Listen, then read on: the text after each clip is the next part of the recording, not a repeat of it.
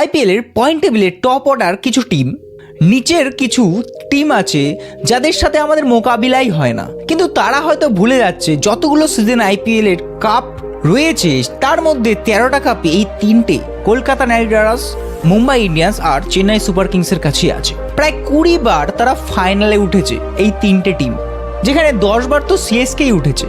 তো যে কোনো সময় এরা যদি মুড পাল্টে ফেলে, শেষ থেকে প্রথমে যেতে এদের খুব একটা বেশি সময় লাগবে না।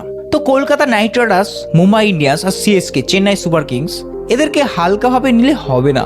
যদিও ফর্মটা একটু খারাপই চলছে, তবে আইপিএল তো এখনও শেষ হয়নি, সিজনটা অনেক বাকি। প্রায় এক একটা টিম 13টা থেকে 14টা ম্যাচ খেলবে, হয়তো 3-4টে হেরে যেতেই পারে। তা বলে বাদ বাকি যে ম্যাচগুলো এখনও হেরে যাবে তার তো কথা নয়। আর বাকি টিমগুলো যে কন্টিনিউ প্রতিটা ম্যাচ জিতবে, তাদের সামনে যে দানব একটা টিম হঠাৎ করে ফর্মে আসবে না তারও তো কোনো গ্যারান্টি নেই। তো একটু ওয়েট করো, সবুর করো কেকেআর, মুম্বাই ইন্ডিয়ান্স এবং সিএসকের ফ্যানেরা। অবশ্যই তোমাদের সময় আসতে চলেছে, কারণ তোমাদের হাতে রয়েছে হার্দিক পান্ডিয়া, রোহিত শর্মা। হ্যাঁ, রোহিত শর্মা একটু চোট লেগেছে ঠিকই।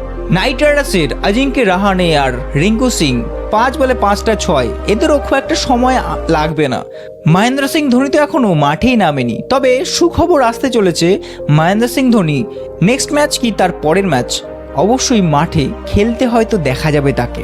ভেবেও না যে টপ অর্ডার টিমগুলো টপ অর্ডারে থাকবে, টেবিল এদিক ওদিক হবে। অবশ্যই ওয়েট করে যাও আর দেখতে থাকো। এরকম ধরনের যদি তোমরা ভিডিও পেতে চাও অবশ্যই চ্যানেলটিকে সাবস্ক্রাইব করো, একটা লাইক দিয়েছো। ধন্যবাদ।